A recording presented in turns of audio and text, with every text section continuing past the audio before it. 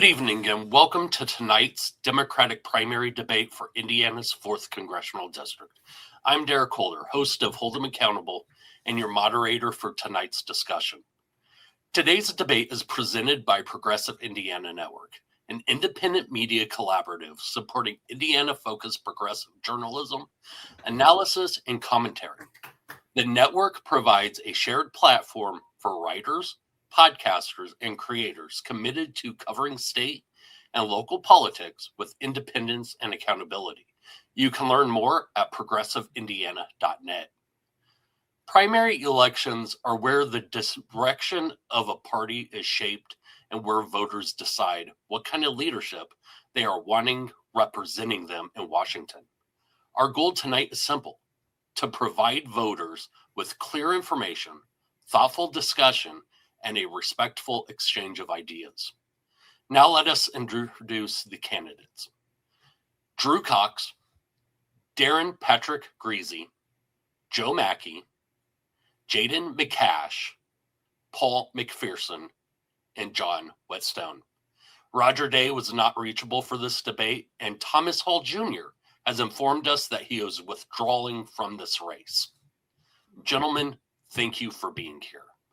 Let's begin with how tonight's debate will work. Each candidate will have 90 seconds for opening and closing statements. For each question, candidates will have 60 seconds to respond. If a candidate is directly referenced or challenged, they may be offered a 30-second rebuttal at the moderator's discretion. We will rotate the order of responses to ensure fairness throughout the debate.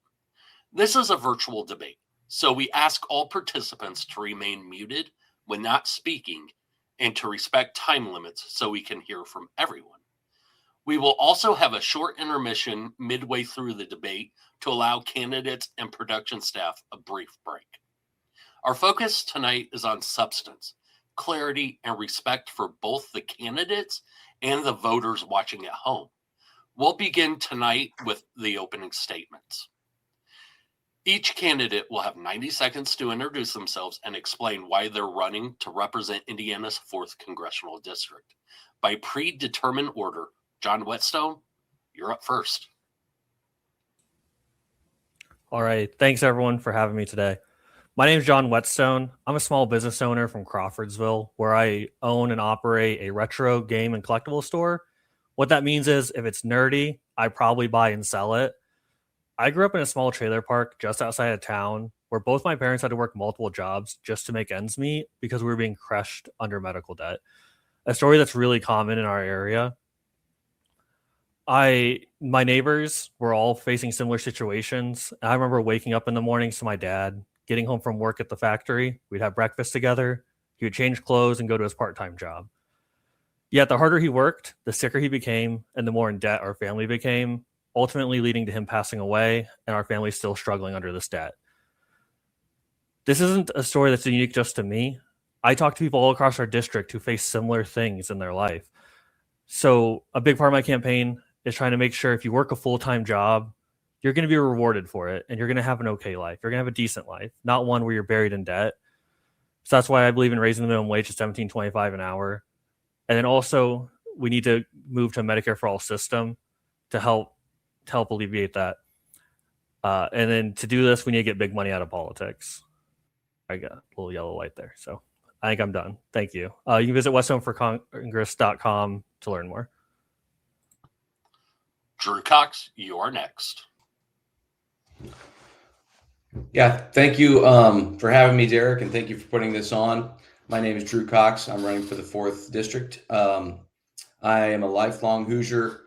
My father is a 4th-generation farmer, and my mother is currently in her 36th year of elementary education.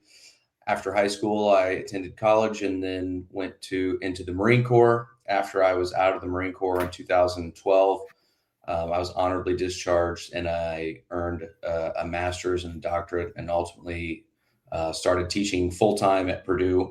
So I live in Lafayette. I work at Purdue, and everything has been kind of going very well. And at the time when everything's kind of working out in life, I've decided that what's happening in Washington is unacceptable, and it's time that people step in and do something about, for instance, ICE terrorizing neighborhoods. That's one of many things. But also you have unaffordable housing and unaffordable health care. So my family has experienced multiple family members being thrown off of Medicaid. So we need to get big money out of politics. And once we get big money out of politics, I think we can really tackle affordable health care and an affordable economy. Thank you.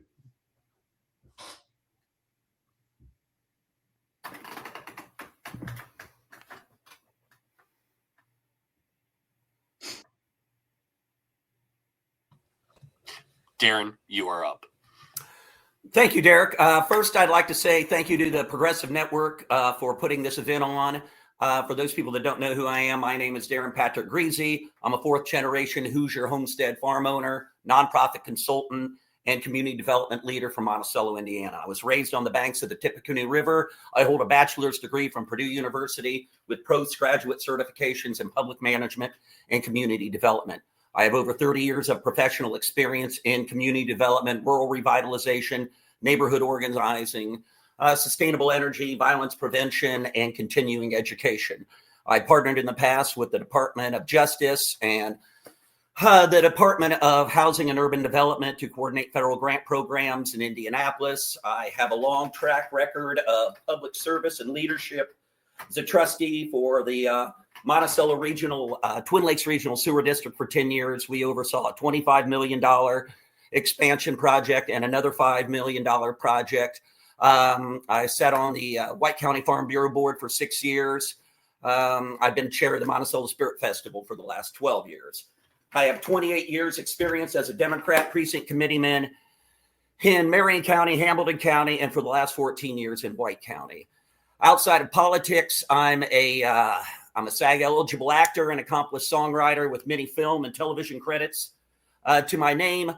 I'm a single parent. My daughter is in law school right now at IU, Robert McKinney. I'm passionate about public health, sustainable development, transformative leadership, and making the dreams of tomorrow the policy of today. Joe, you are up. Oh, thank you. I was born here in the 4th District, raised here in the 4th District. My wife also has been born and raised here. We're Hoosiers through and through. I have worked to build this party in the last 10 years. I have worked hard across this district as a party functionary, as a 4th District chair, as a candidate, and again, just as an ordinary guy visiting and staying in touch with the counties in the district. I believe healthcare is a human right.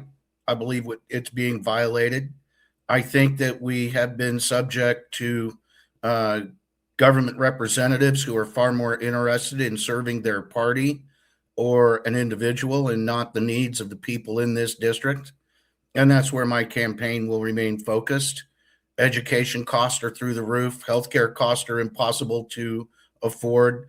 Housing is in crisis mode. And we currently have representation who is silent on all of this.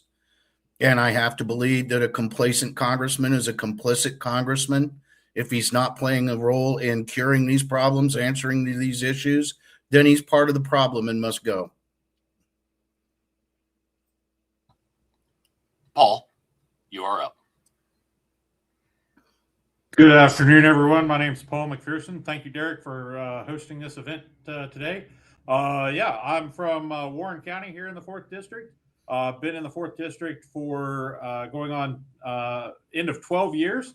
I've got a bachelor's degree in technology and industrial arts from Berea College in Berea, Kentucky, a master's in engineering technology from Purdue. I've worked in industry for a little while and then jumped back into higher education. I now serve as a faculty and administrator here at Purdue University. My experience both in engineering and industry as well as higher ed, I feel like brings a ton of value for me to be able to go to Washington and tackle some of the problems that we have, whether it's healthcare reform or immigration reform, as well as education reform, especially.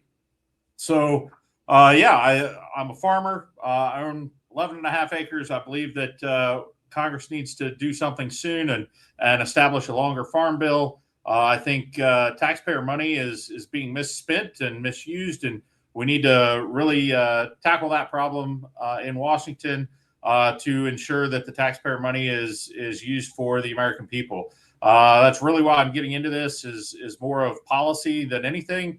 I'm tired of the same policies being presented over and over again without action happening. Thank you. Jayden, you are up.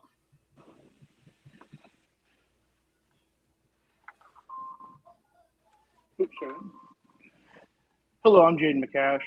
I'm a Brownsburg resident, lifelong West Sider. I'm running a complete Hoosier First, anti-war, a single-payer Medicare for all, pro-union and uncapping the House campaign.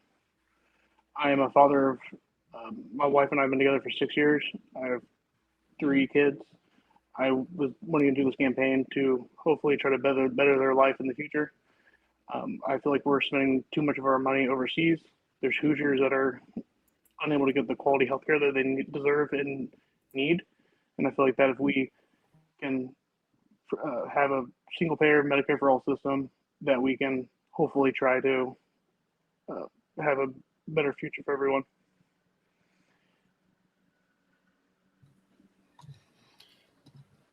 All right. Thank you to all of our candidates for those opening statements. Tonight's debate is focused on the issues that matter most to voters across Indiana's 4th Congressional District. Issues that impact everyday life, from the cost of living to access to healthcare to the strength of our communities and the future of our economy. We'll be moving through several key topics, and as a reminder, each candidate will have 60 seconds to respond. I'll rotate the order to ensure fairness throughout the discussion. Let's begin with our first question. Across Indiana's 4th District, families are feeling the pressure of rising costs, from housing and groceries to healthcare and childcare, while wages have struggled to keep up. What specific federal policies would you support to improve economic security for working families in the district? Drew, you're first.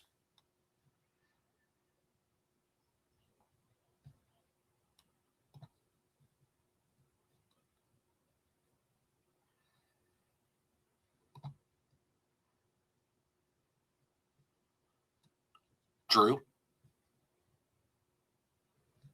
My bad. Sorry about that. So Bernie Sanders sponsored the Raise the Wage Act, which brings up minimum wage from its current $7.25 an hour all the way to $17 an hour by 2030. That's one really good start. It's going to be a gradual increase, so it's something that businesses could adapt to. And I think that if businesses are going to hire American workers, then they should conduct themselves in such a way that American workers are paid properly. Also, you have tariffs that are clearly the responsibility of the Congress, and Congress has been derelict in their duties. So Congress needs to assert dominance with regard to tariffs. These tariffs are costs that have been passed on to everyday working families, and that's 2 things. And also, our representatives need to be available for us. And I'm out of time. Thank you. Darin, you're next.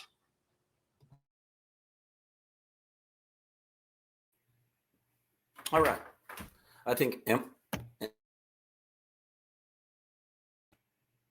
okay, I'm open now. It looks one of the best ways, if you're going to try to tackle economic security, is put more money in people's pockets. And so, of course, I've come out with a day one pledge, and with my day one pledge, I want to have a Medicaid for all system that's going to automatically free up money and put that into people's pockets. I have a network transfer fee act that I'm bringing forward. That's part of my day one pledge that has the ability to reduce or eliminate federal income taxes That's going to put more money in people's pocket. Then I also have an American Energy Freedom Act that I'm proposing as well, which has the ability to not only lower the cost of electricity, but then incentivize people to then go off grid themselves and have access to the grid. All three of those have the ability to deal with the affordability problem that's happening here in this country. At the same time, put additional money and capital into people's pockets, which will help as well. Jayden, you are up. I would support raising the federal minimum wage. The wages have gone up in pretty much my whole lifetime, and that it's kind of outdated that we, let our corporations make billions and billions of dollars, yet they aren't passing it down to the workers who actually make the product. We're producing more than we ever have as a workforce, and that the unions are the backbone of our country, and the unions usually dictate raising wages. So if we can help other people try to raise their wages that their current employers are either unionizing or holding the corporations accountable and paying everyone a very living wage, and not only just the minimum wage, but everyone's wages across the board, because we, again, are producing more than we have as a society, and that the wages are not keeping up all the way around. Joe, your response? So thank you. When we talk about specific policies, when we talk about specific policies, we have to keep our eyes and ears open to what's going on in Congress and what bills are already written that will be passed. I think that we are misguided in terms of the economic development our state and federal government have chosen for Indiana. I think data centers are wrong. I think that we can do better by creating, renewing the subsidies, reviving the subsidies for biofuels, biodiesel, ethanol, which play to our farmers here in Indiana who have lost 60% of their foreign market.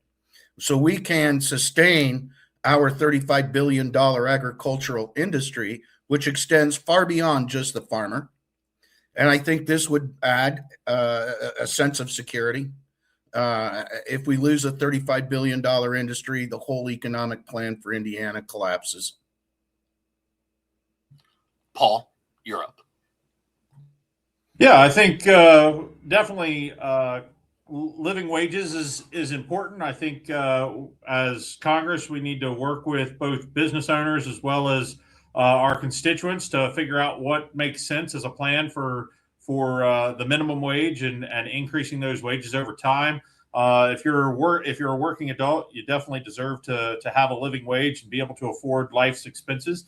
I think other ways that we need to control the costs of everyday bills for Americans is including things like regulations and legislation on large corporations that are trying to build the data centers, that are trying to build large facilities in areas that maybe don't have the natural resources available to make those companies pay the cost. If the grid needs upgraded, if pipes need to be installed, if the natural resources aren't there and they want to upgrade those facilities, it shouldn't be on the general person. It should be on the companies that are requesting that. And so I think through legislation, we're able to help control the cost of living for people.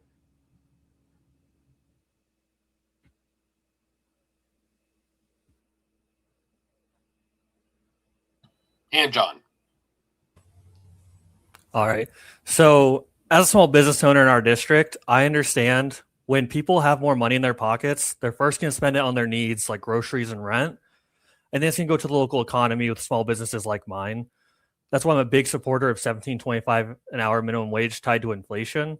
I don't want to wait till 2030, though. I want to start doing it now. Hoosiers are struggling at the moment. Every day I have someone coming into my store selling hard-earned items just so they can pay rent or pay for groceries.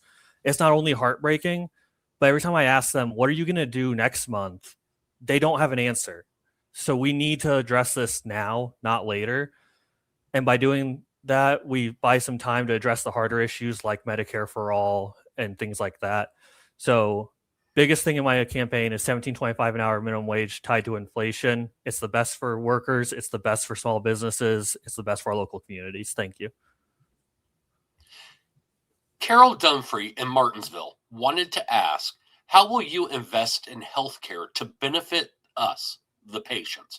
As you know, access to affordable healthcare remains a challenge in many parts of the district, particularly in rural areas where hospital access and provider shortages continue to grow. What role should the federal government play in lowering healthcare costs and expanding access for Hoosiers? Darin, your first shot on this. Yeah, well, from the very beginning, my campaign has said that we support Medicaid for All system that will be managed by the states. All the states have effective knowledge on how to manage the program themselves. We don't need to be regulating that at the federal level. I said from the very beginning, we just backfill it with the dollars necessary, and then let the states go to work. I mean, I have talked to so many people that never even took the time to buy off the exchange, and they're complaining about healthcare costs.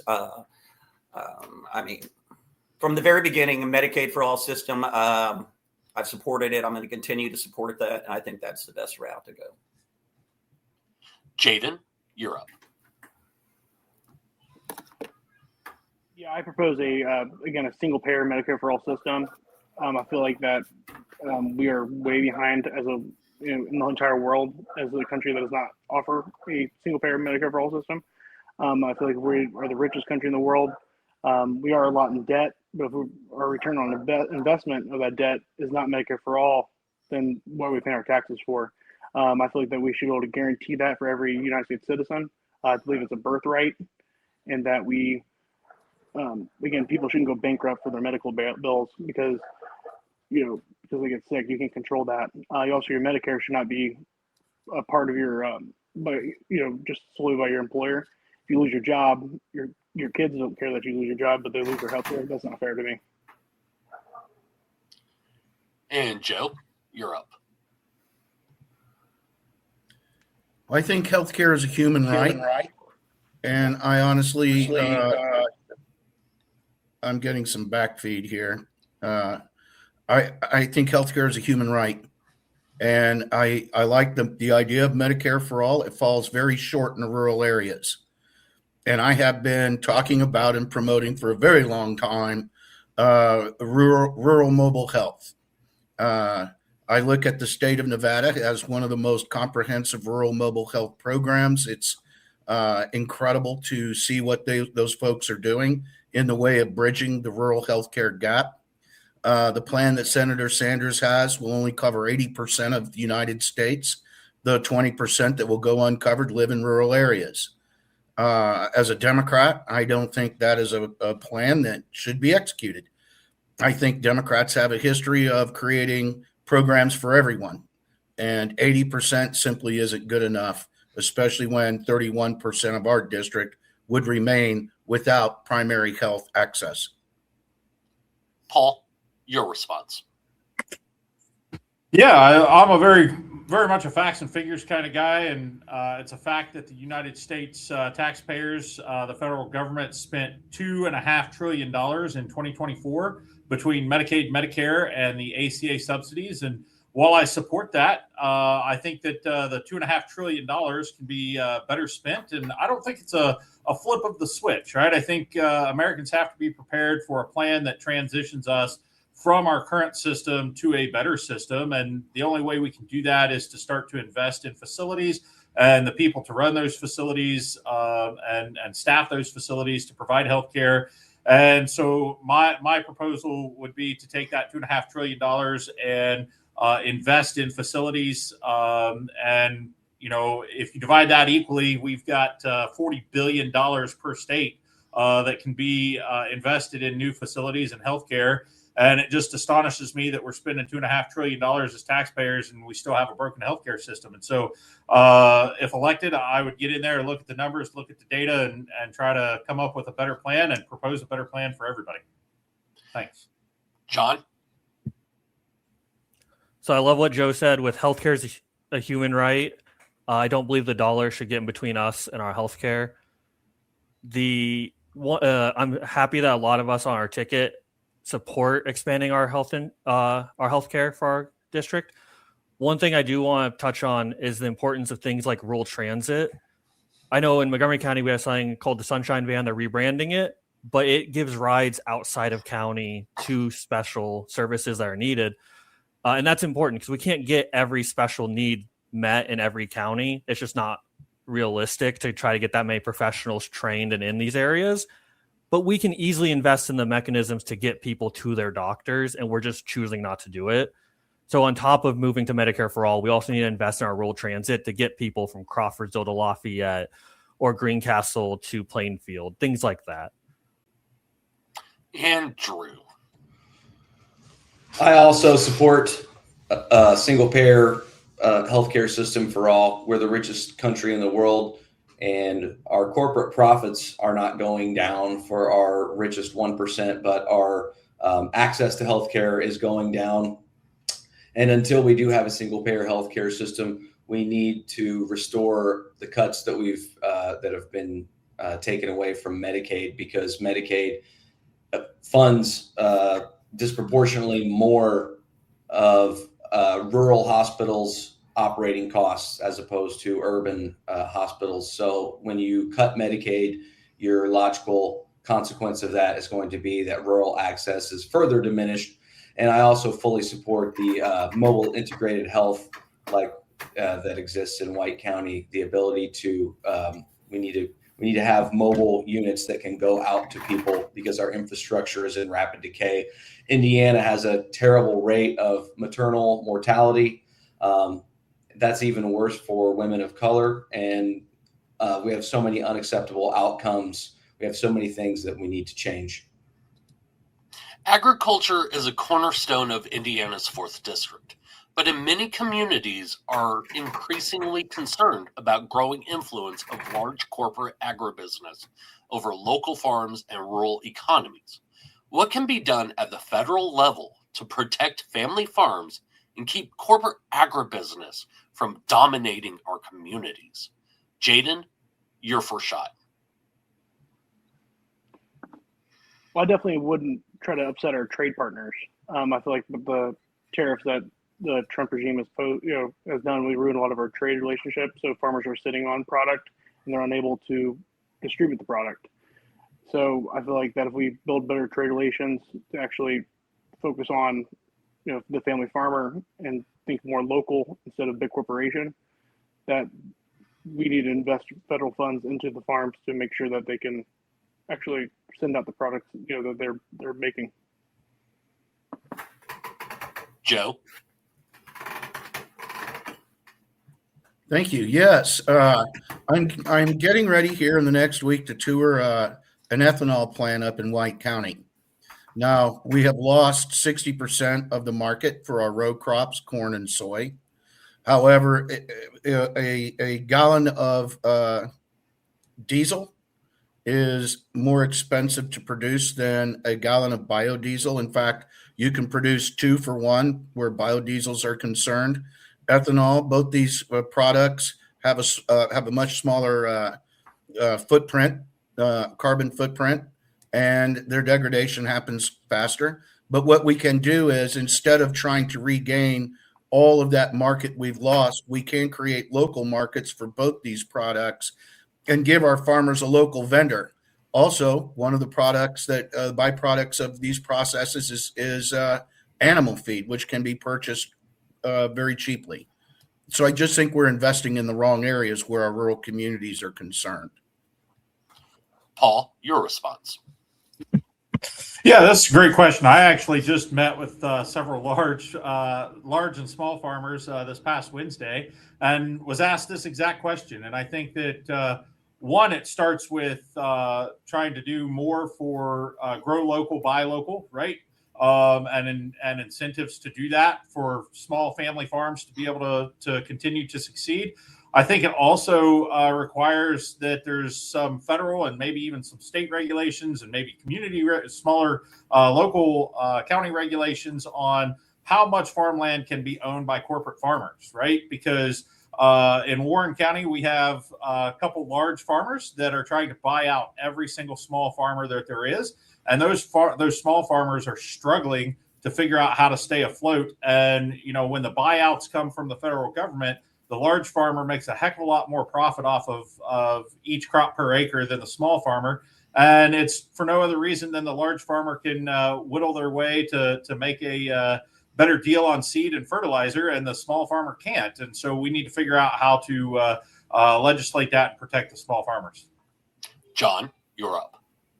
Also, I've heard a lot of great ideas. A lot of them I agree with. The issue is that we're not talking about antitrust laws. Our fertilizers are being choked, our seeds are being choked, our outputs are being choked. We need to start holding these large companies accountable to the laws we already have and making sure they're not too large and breaking industries like we currently have. So that's basically what I had to say there is we need to hold these companies accountable, break them up if they're too large, and make it a competitive market again. Drew? I agree very much with John and Paul, both in terms of antitrust laws and also the government intervening so that large corporate farms cannot just take over and absorb everything around them and all the small farmers. We also need to be more diplomatic, and we need to treat our fellow other countries as partners and not as adversaries. And that way we won't lose our market share, for instance, of soybeans. But we also have to embrace cannabis. Cannabis legalization can replace what we've possibly permanently lost with our corn and soybeans. And hemp is another thing. My dad has said openly that he would farm hemp. He'd switch to hemp in Indiana right now if there was a buyer. But there's not really, you can sell corn and soybeans in every direction, but hemp, we don't do anything for that. And then with cannabis, obviously we are surrounded by states that are legal. So, Darin, your response.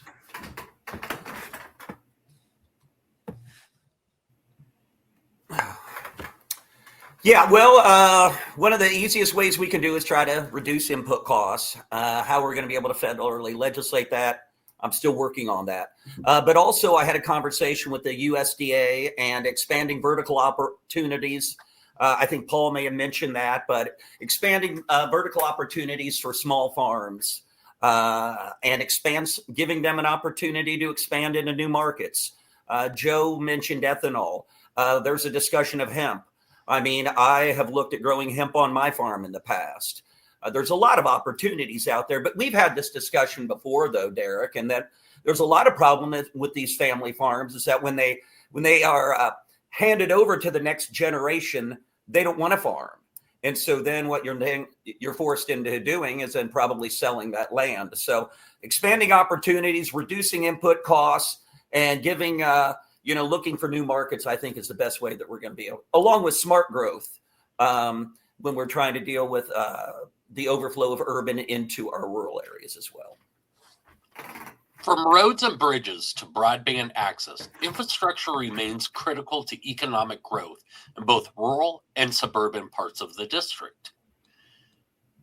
What investments should Congress prioritize to ensure communities in Indiana's 4th District are not left behind? Jayden, you have first shot at this. I would support at the federal level, just improving our infrastructure of our bridges and roads. If you go across a lot of our state roads, there's not much light on them. And whenever you travel back and forth with your family, that's putting your lives at risk with you having deers or something, jumping in front of your car. I feel like that if we can invest into, lighting up all of our federal state roads, that would definitely help save lives and improve just driver safety throughout the whole state and worldwide or nationwide. Joe, you're up.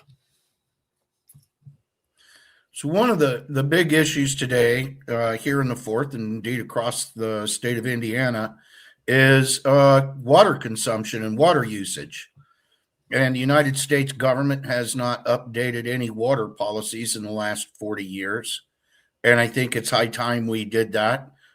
Communities in the rural areas are being put at great risk when outside interest, corporate interests supported by state and federal government move in and create large energy, water consuming industries such as data centers.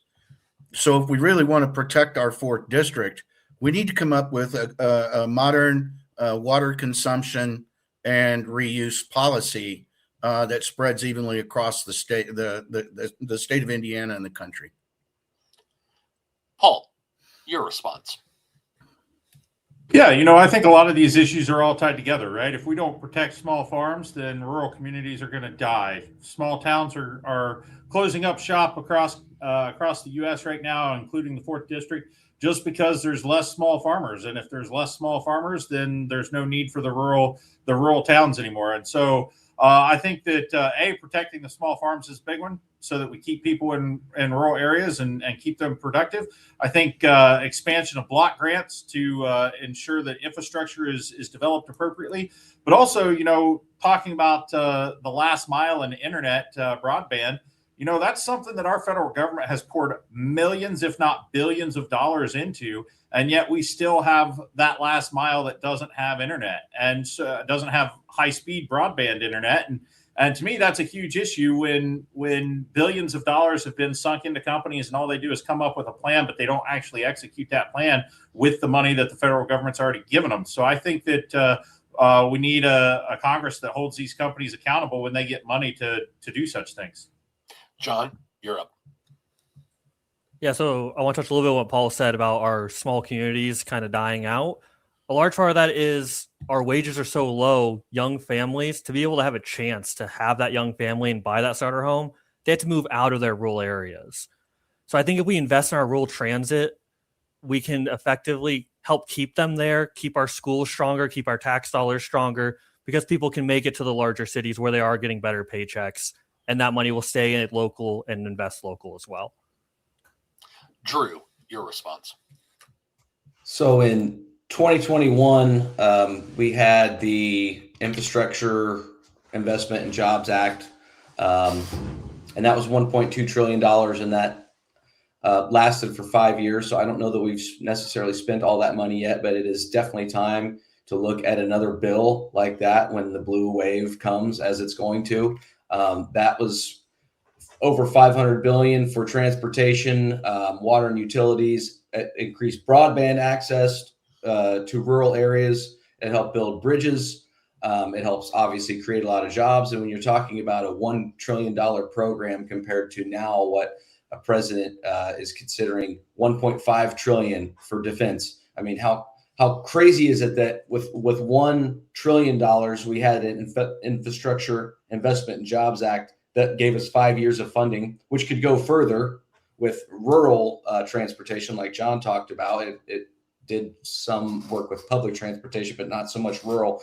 So when you think about how much money we spend on things, we absolutely have the ability to take care of our rural areas like that. Darin?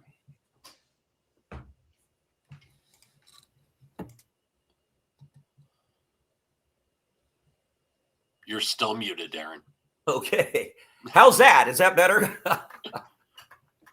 I think one of the things we need to do is for it to prioritize investments, educational funding, specifically targeted. Instead of targeting it around testing, we're going to be focused on state needs and individual local needs. That is a proposal that you can read right on my website. I'd already discussed making sure that we prioritize money for the rural communities, either through USDA or small block grant dollars that go to cities. We've taken advantage of those in Monticello and in Monon. Low-income housing block grant dollars also to deal with the housing crisis. I help coordinate federal dollars in Indianapolis using low-income housing block grant dollars, either for single-family units or multifamily units or mixed-use units. And then infrastructure block grant dollars also for communities. I think some of the other candidates mentioned that as well. So those are the things that I'd like to prioritize, especially in our rural communities here in Indiana and the 4th District. We've covered several important issues, and now we're going to take a short intermission. This will give our candidates and production team a moment to rest. We'll be back shortly to continue this conversation with more questions that matter to voters across Indiana's 4th. Stay with us. Hi, I'm Dr. Cindy Worth, and I'm running for Indiana's 6th Congressional District.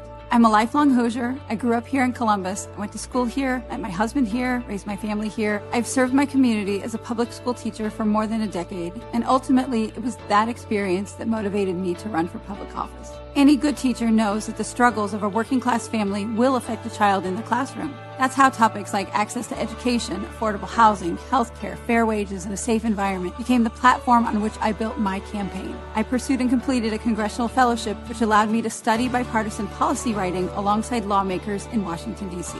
I've been engaging voters in the 6th District since 2022, and I've had the pleasure of getting to know so many incredible people. It will be an honor to soon be your voice in Washington, because you are worth every moment of this fight. I'm Cindy Worth, and I approve this message.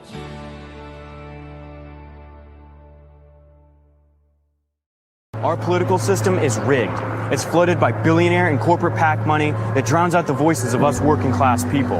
Wealthy donors bankroll our politicians to protect their profits while families struggle to get by. Healthcare is unaffordable, and gas prices continue to climb as the illegal war in Iran drives up inflation and costs our service members their lives. Working families should not have to choose between filling up their tank, paying for rent, and putting food on the table. Hi, I'm Jackson Franklin. I'm a proud Democrat running to replace Victoria Sparks here in Indiana's 5th Congressional District. I grew up in Albany, the day I call Muncie my home. I'm a registered paramedic and a combat medic in the Indiana Army National Guard, where I've deployed overseas and have served for 7 years. Because of my experiences, I know how to put people first in moments of crisis. But this campaign isn't about me, it's about who this government is supposed to serve. Hoosiers deserve clean water, stronger unions, and access to quality education. Strong communities start with investing in the people who hold them together. That means paying teachers the wages they deserve, strengthening our unions for our workers to have a real voice and living wages, and ensuring that every Hoosier has a healthy environment to call home. Healthcare is a human right, and Hoosiers deserve quality, affordable care. That's why I'm fighting for Medicare for all. Once elected, I will continue to fight for women's rights, trans rights, immigrant rights, and human rights across the board. I believe our politicians should listen to us, the voters, not wealthy special interest groups. That's why I will never accept any lobby money from corporate PACs or APAC. While I serve in Congress, I'll only answer to one group, the people of this district. We are unapologetically fighting for the working class, not the donor class. This campaign is about building a government that works for all of us. If you're tired of politics as usual, if you're ready for bold, people-powered leadership, then join our grassroots campaign. Together, we will not only win these coming elections, we will truly create a system that places people over profits. I'm Jackson Franklin, and I approve this message. Oh, hi there. Do you live in Indiana? Are you watching this video? Come on in. I'm Blythe Potter. I'm running for Secretary of State. I'm a veteran, small business owner, a mom, and a lifelong Hoosier. I'm building a grassroots campaign focusing on talking to the people, not the establishment. So help me spread the message that Hoosiers deserve better from our elected officials. Oh, hey, before you go, introduce yourself in the comments and share this with a fellow Hoosier. Bye now. Share this with a fellow Hoosier. Yeah, it's okay. And share this with a fellow Hoosier. Welcome back, and thank you for staying with us. Let's continue our discussion. Public safety goes beyond policing. It includes mental health services, addiction treatment, and community trust. What approach would you take at the federal level to improve public safety outcomes while addressing the root causes of crime? Joe, you have first crack at this. Oh, thank you. First off, we have to focus on the lack of proper training ICE agents are given.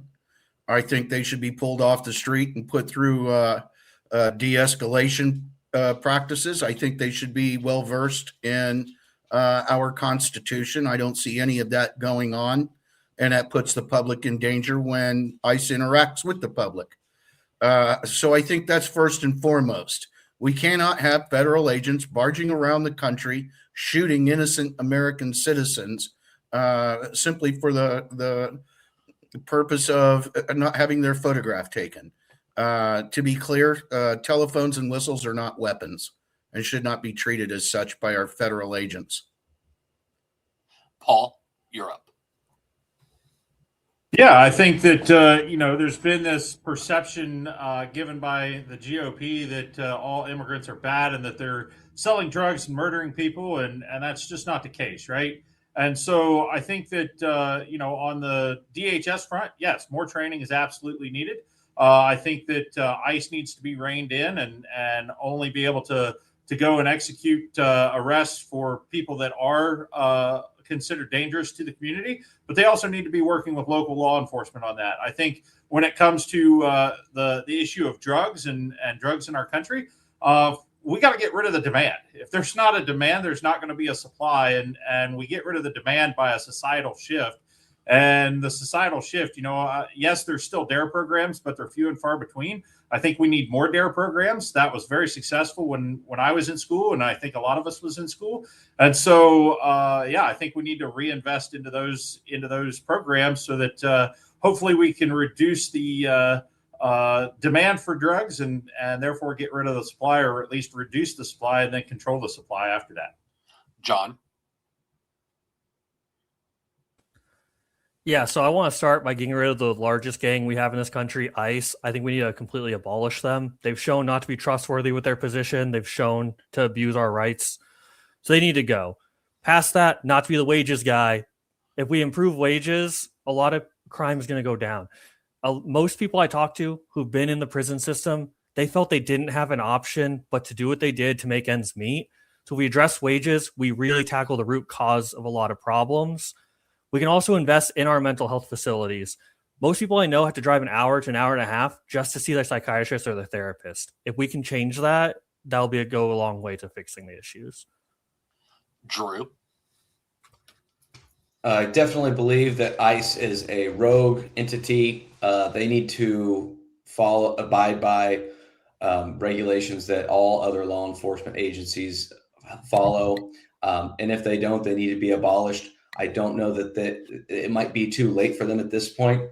As far as preventing crime and preventing also homelessness, in 1980, we had the Mental Health Systems Act that was signed by Jimmy Carter. And for a brief moment in time, we had a very robust mental health infrastructure that Ronald Reagan quickly defunded. But we should look at something like that, because mental health issues are the cause of not only crime, but also homelessness.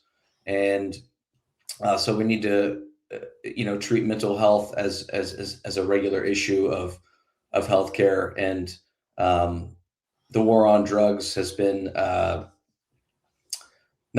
not done right by the people. We need to rethink our attack on drugs. We need to legalize cannabis. Darin?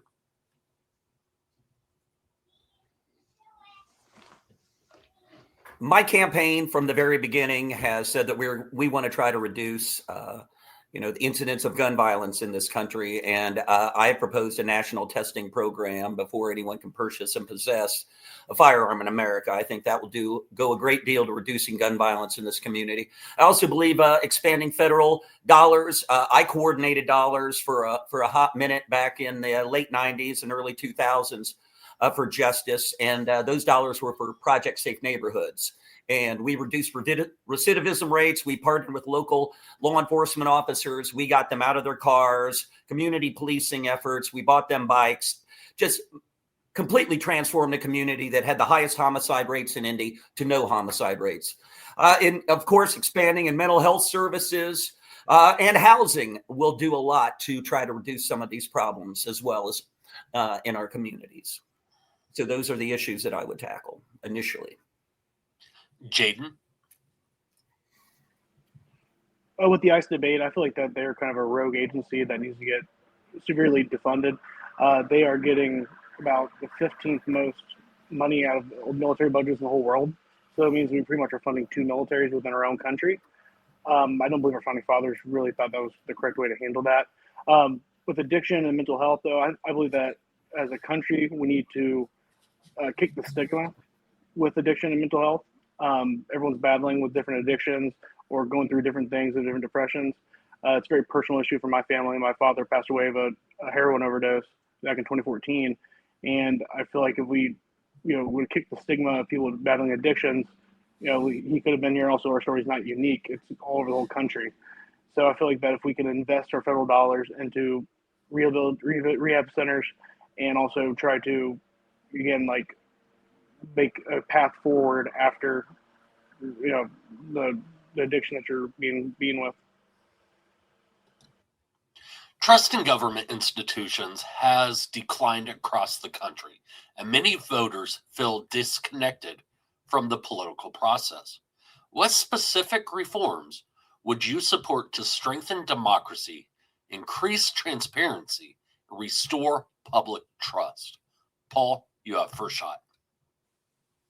Yeah, I think we need to get rid of censorship. I think we need to reopen the pathways and network for professionals that are doing the research and studying various issues throughout the country and throughout the world, even to be able to communicate and share their information, their data, their resources, their solutions, and to increase the transparency. I think that the federal government needs to do a much better job at having some of these things readily available for the taxpayer to be able to go and look at and see and be able to do their own research, but do it knowing that it's professionals that are contributing to this from the science and engineering and health perspectives, right?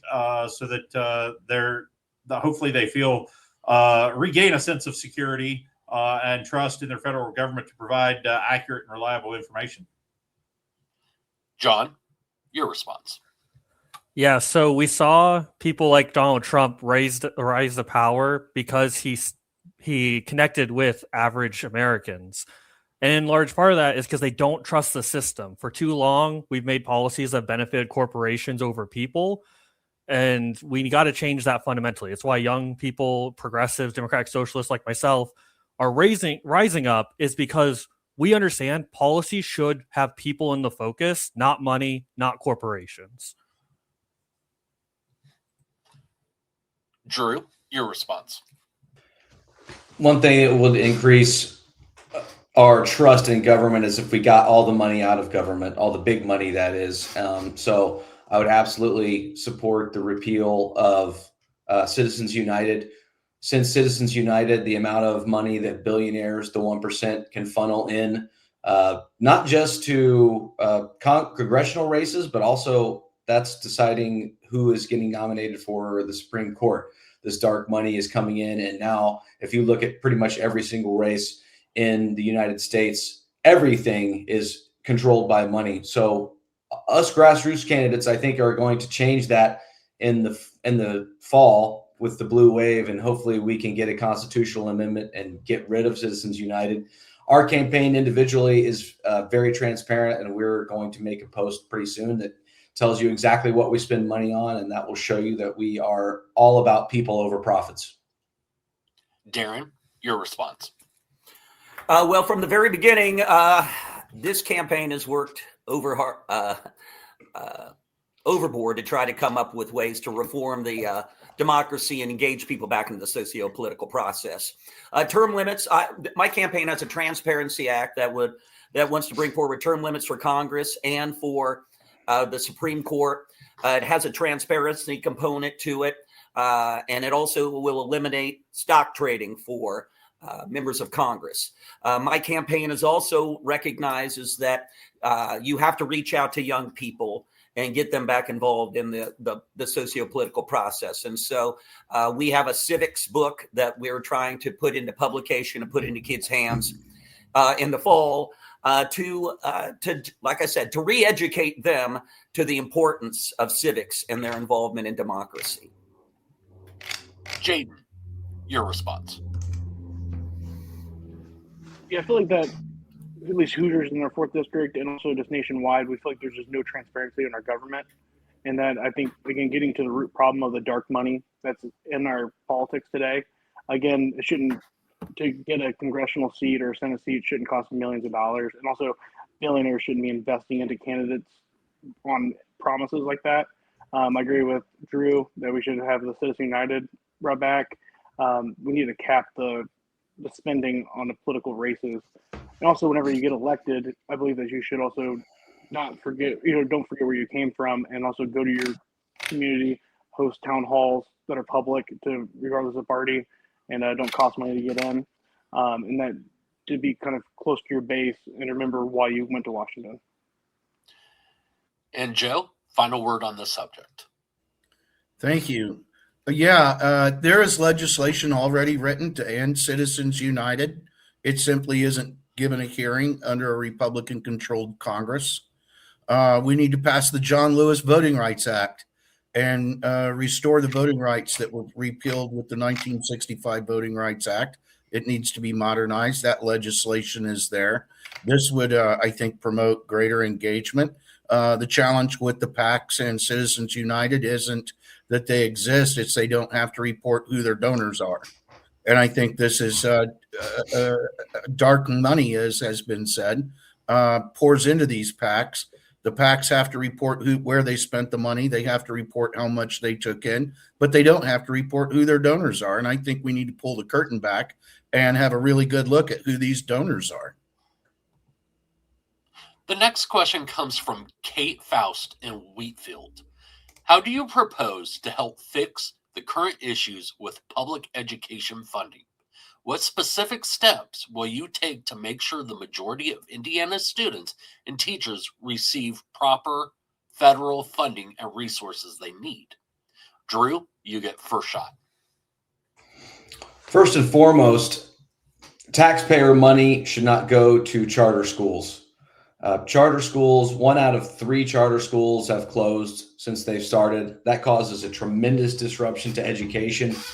The voucher program that we have in Indiana, it started off with students of color, people in need, getting vouchers to attend schools, and now the needs-based criteria has gone away at the same time that we have all these charter schools that are basically held to a lower standard than our public education system.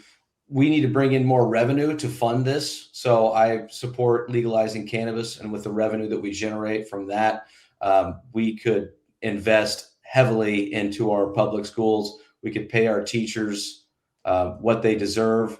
My mother's been a teacher for 36 years, paid for her own master's degree, and her salary is $60,000 or slightly less. It's really unacceptable. We don't treat our teachers well enough. Darin, your response.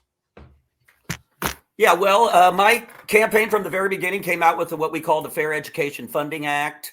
And the whole concept is to consolidate all the funding formulas. There's 15 different funding formulas out there. If we consolidate those silos, those into a single formula, then we mandate a minimum $15,000 per student funding floor at the federal level.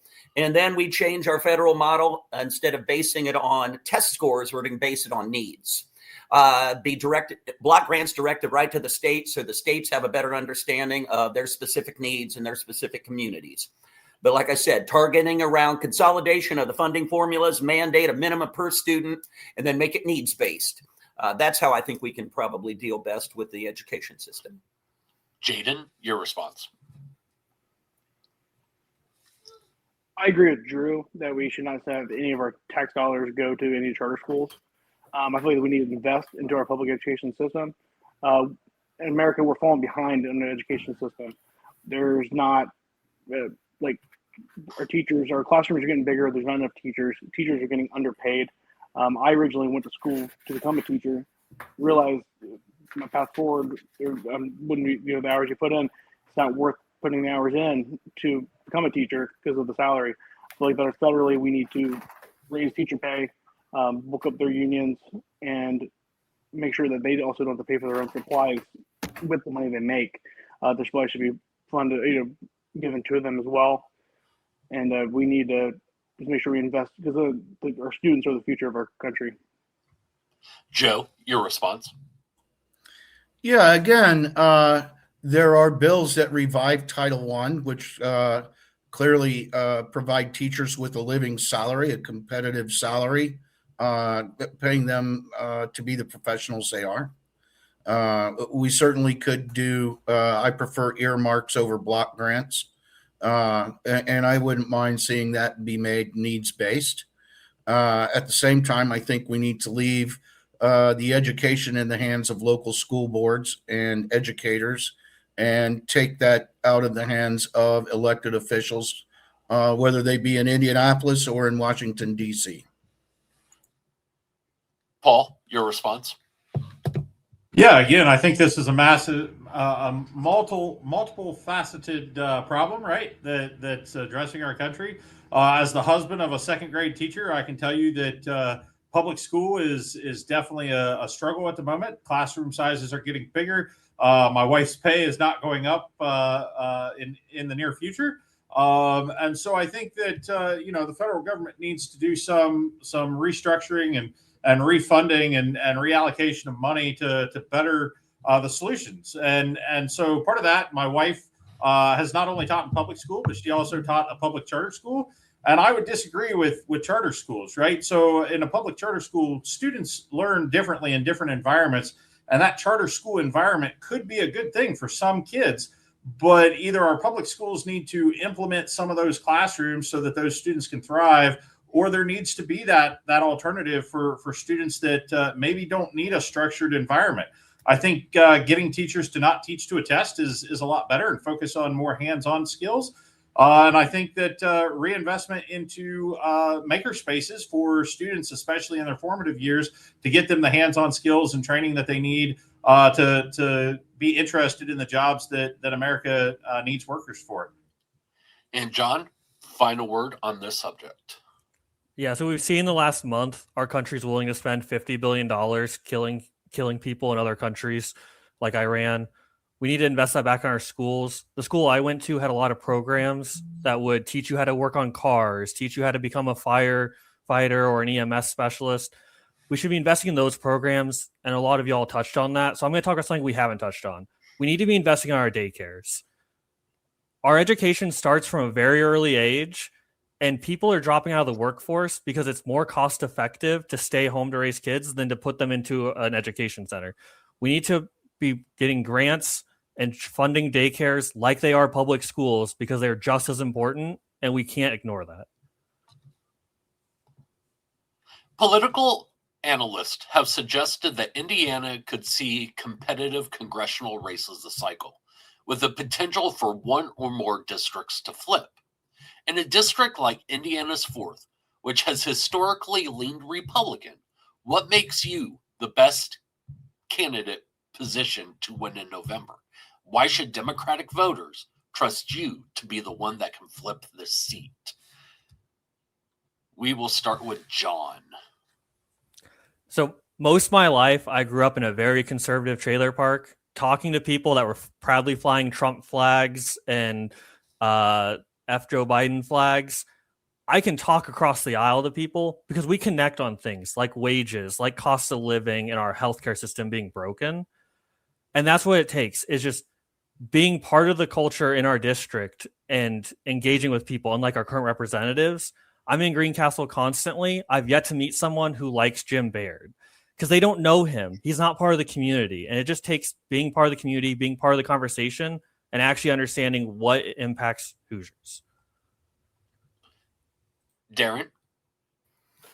Yeah, well, from the very beginning, this campaign has been focused on trying to pick up those 25 points that were down. And so when you take a look at my campaign from the very beginning, I made a pledge directly to the voters that this is what I was going to work on.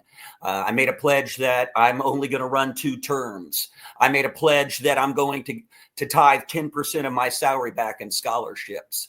I mean, I've told everybody from the very beginning the bills that I want to work on and the issues that I think are of great importance. And that's what they're wanting. People are wanting transparency in their elected officials, and they're tired of the politics of personal destruction. And because my campaign has reached out very broadly with a whole series of bills that are attractive to people across the political spectrum. Plus, I'm a 4th-generation farm owner. I'm a singer-songwriter. I can engage in conversations with a very, very diverse group of people. And for that reason, not only do I believe that I'm the best candidate, in the primary, but we have the ability to take this race then and win in the fall as well. Joe?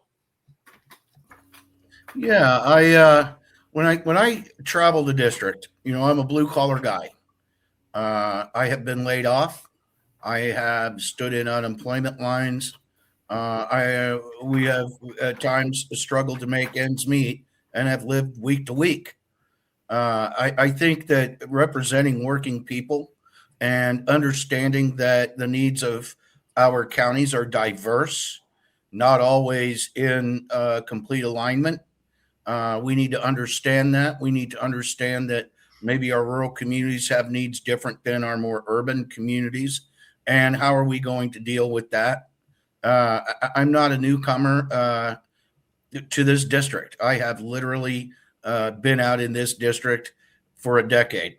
And I know Democrats and Republicans and my friends here have all touched on the fact that in this cycle especially, we're seeing more and more disaffected Republicans showing up at our events, engaging in conversation. We stick to the dinner table issues. Those are issues that affect every one of us. They're not political issues. They're human issues, and we win. I can also tell you that I don't believe we're 23 points down in this race. I think if we're running against Jim Baird, we're 7 points down coming out of the primary. Okay, Jayden, you're up. Yeah, with this being a historically red district, some races even the Democrat loses by 35 as the reality of our situation. I think it's going to be a lot closer. The original polls are going to be a little closer this go around. But we're going to have to be able to convince about 17 to 20% of those Republican voters to join our side for once.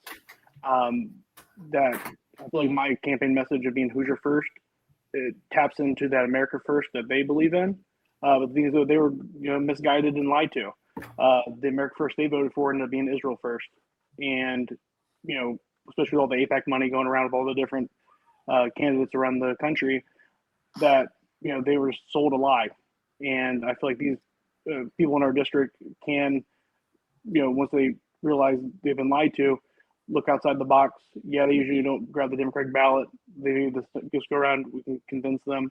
And I feel like, again, my message of being Hoosier first is the best way to get started with that. Paul?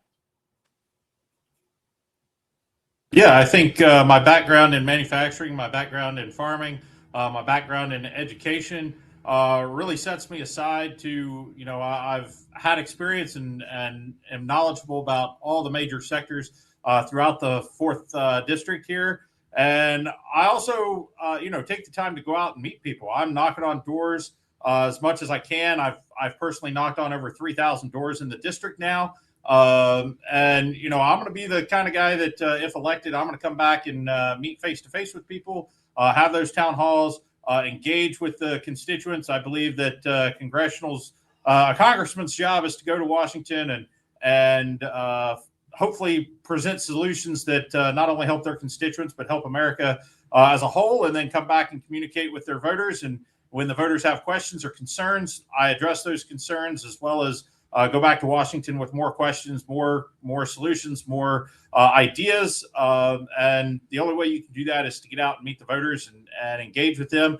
And I'm the kind of person I'm knocking on every door. It doesn't matter to me whether you're Republican or Democrat. I believe that I will represent everybody. Drew, final word on the subject.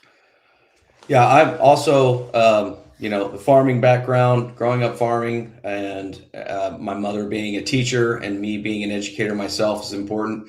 I paid for 3 degrees entirely by myself. But one thing that truly sets me apart from the rest of the candidates is that I am the only military veteran, not just a military veteran, a United States Marine, and also a veteran of Afghanistan. And so we're living at a time in which almost 20 veterans are killing themselves, committing suicide each day. Thousands of veterans suicides per year. We have, I think I saw a study that says we have over 30,000 homeless veterans right now.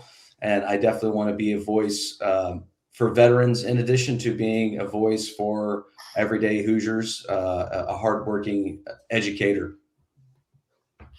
Thank you, candidates. We've spent the last portion of this debate going in depth on policy, hearing not just what you believe, but how you would approach the challenges facing this district and the country. But voters also deserve clarity.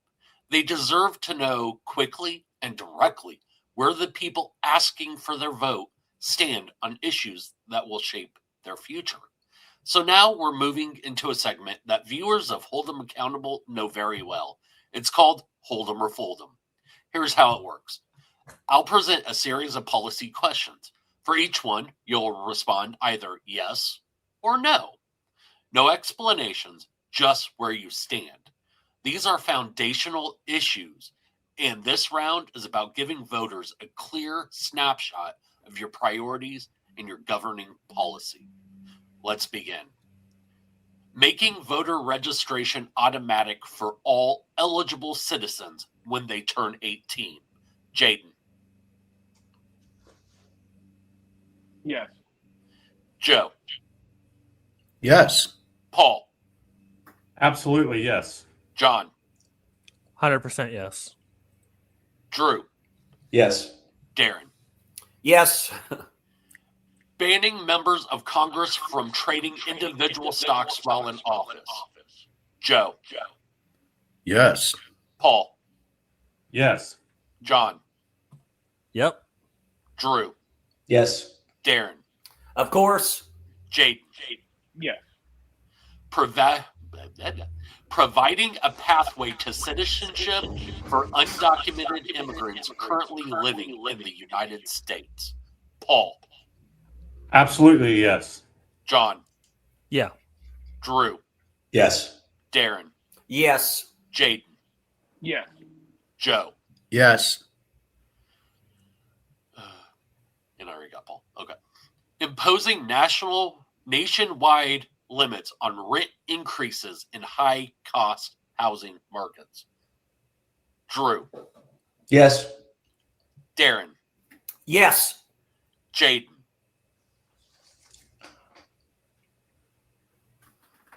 Yes. Jayden. Joe.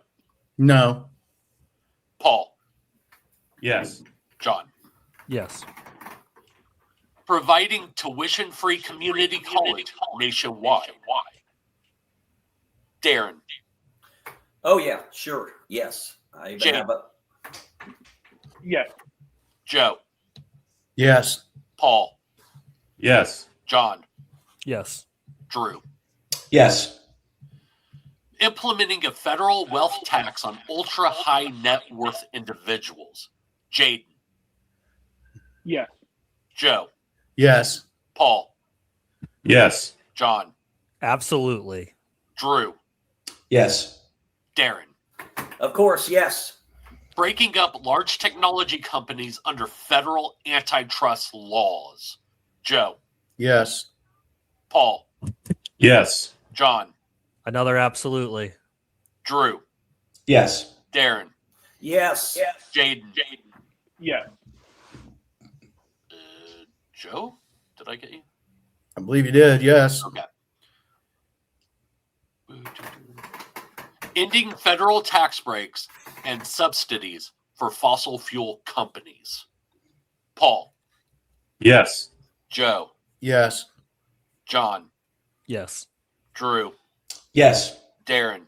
Yes. Jayden. Yes. Okay, I already did that one. A federal law restoring nationwide protections for abortion access. Jayden. Yes. Joe. Yes. Paul. Yes. John. Absolutely. Drew. Yes. Darin. Yes. An assault weapons ban at the federal level. Jayden. Yes. Joe. Yes. Paul. Yes. John. No. Drew. No. Darin. No. Requiring explicit congressional approval before any future U.S. military engagement, even in limited conflicts. Jayden. Yes. Joe. No. Paul. No. John. I'm sorry. Could you re-say the question? Yeah. requiring explicit congressional approval before any future U.S. military engagement, even in limited conflicts. Yes. Drew? No. Darin? Yes. Expanding the U.S. Supreme Court beyond 9 justices. Jayden? No. Joe? No. Paul? No. John? 100%. Yes. Drew? Yes. Darin? Yes. Thank you for those responses. That was a fast round, but an important one. Moments like this give voters a clearer picture, not just of policy positions, but of how each of your approaches, decisions, priorities, and the use of power. And ultimately, that's what elections come down to. Now we'll move on to our final portion of tonight's debate, the closing statements. Each candidate will have 90 seconds to speak directly to the voters of Indiana's 4th Congressional District. Paul, you will go first. Yes, thanks again, Derrick, for holding this forum for us today. I think Indiana voters can learn more about me if they go to votemcpherson.com. I've got videos on where I stand on every issue, or at least many issues. And I hope that you go out and vote for me here in the primary in May. I think I'll bring new ideas, new solutions, new thought processes to the congressional floor to try to solve some of these social and economic issues that are facing us today, and get rid of the continued policies and procedures that have been proposed for decades, if not several years at least, and knowing that they're not going to go anywhere because they're not bipartisan. And someone that believes that I can work across the party aisles, I think it's important to meet people in the middle and come up with a solution that works best for all constituents, regardless of Republican or Democrat, that benefits just the American people in general. Joe, you're next. Yeah, thank you. I think Democrats, when you look in the red districts around the country, blue-collar Democrats are winning. They're winning on the dinner table issues. That's where our priorities over the next 2 years should be, is addressing affordability. And I think that that is primary. That is a primary goal of mine, is to address those issues which affect all of us at our dinner table. I think it's time that Congress and representatives of Congress focused on their districts and not on their party or any one individual. Jayden? Again, thank you so much for putting this together. It was a great experience to have a debate with everyone. Again, our campaign is simple. We're Hoosier first. We actually want action in Washington. I'll make sure I'll hold accountable every single person in Congress. I'll make sure that we actually get congressional approval for going to war. I feel like that if our government wants to spend $1.5 trillion in the military next year, that won't, at least in District 4, I will not allow that. And I'll hopefully try to convince the other people not to do that as well. And that most importantly, we can try to get single-payer Medicare for all. I won't send a tax dollar overseas until we get that done. And I feel like that if we can draw a line in the sand and get things done in Washington, then the perceived notion of Congress will be better, and that actually the Congress actually works for you, and that's how it's meant to be. Also, I'll try to uncap the House. The House is capped in 1929 at 435 members. Congress can do that without the presidential approval. So I feel like that we can get that done. And our district alone, again, it's 2 time zones. It goes from Martinsville all the way up to north near Demont. And if we can break up our district and expand it, then everyone's voice can be heard and have a government better representative to them. I have a website at McCashforCongress.com and a Facebook page of Jayden McCash for Indiana's 4th District. Darin? In closing, Derrick, I want to say thank you so much for the putting on this event today. This campaign is not about right versus left. It's about right versus wrong. And everything seems to be going wrong in Washington these days. Year after year, we have the same politicians. They come around on an election cycle. They're going to shake your hand. They're going to ask for money. then they're going to disappear back to their Washington offices. I'm telling you right now, that's not me. I'm not one of them. I'm not a career politician. I've already term limited myself. I don't plan on becoming one. I'm here to drain the swamp of its corruption and the deceit that's been clogging democracy for years. If you haven't had a chance to go to my website, darinpatrick.com, please do. I pledged on day one to bring forth a series of bills that will make transformative change in this country, limit the terms of Congress and the Supreme Court, guarantee Social Security, create a universal system of care, reform education funding, secure American energy, protect public lands and waters, reduce gun violence, and fund a new American economy through a new tax plan for this nation. So I'm asking for your support, not only in May, but in the fall as well. And together we will take back the 4th District. Drew, your final words. Yeah, thank you, Derrick, for having us. And I thank all the other candidates. And it's been a real honor to get to know everyone. And we have so many of the same ideas. We're all about getting big money out of politics, and we're all about everyday folks. And I'm certainly an everyday person, having grown up farming and a very blue collar life as a lifelong Hoosier. I think we also need to consider a couple other things. One is that this district has not been blue for, I believe, 30 years.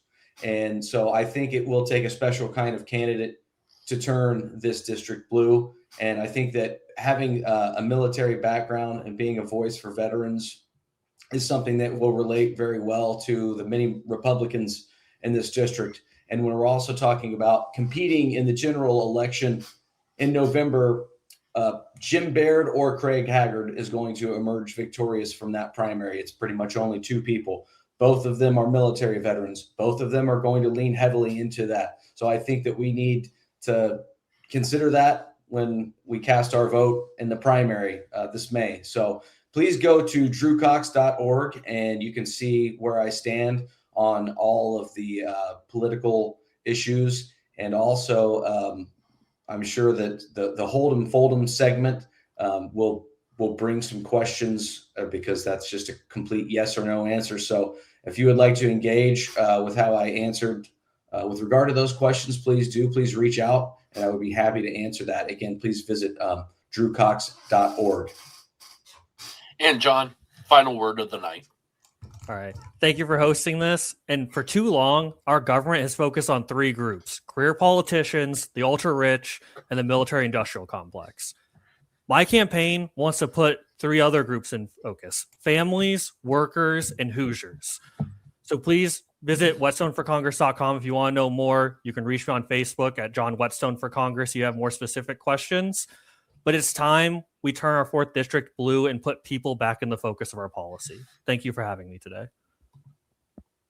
Thank you to all of our candidates tonight for being part of this conversation. Running for Congress takes commitment, courage, and a willingness to be accountable to the people you hope to represent. And that matters. Tonight, we've covered the issues that shape everyday life across Indiana's 4th, from the cost of living and healthcare to agriculture, infrastructure, and the future of our democracy. But this debate isn't just about policy. It's about direction. It's about who voters trust to represent this district, who's ready to fight for the people who call it home. Because for Hoosiers in the 4th, this isn't theoretical. It's about whether families can get ahead, whether communities can grow, whether opportunity is something you can find here or have to leave to find somewhere else. Primary elections are where the decisions begin. So take what you heard tonight and look deeper, ask questions, and most importantly, vote. Because in the end, this isn't their election, it's yours. I want to thank the Progressive Indiana Network for making tonight's discussion possible. And thank you to everyone who joined us. And join us next Saturday at the same time for our next debate featuring candidates in Indiana's 8th Congressional District. I'm Derrick Holder, so stay informed, ask questions, and as always, hold them accountable.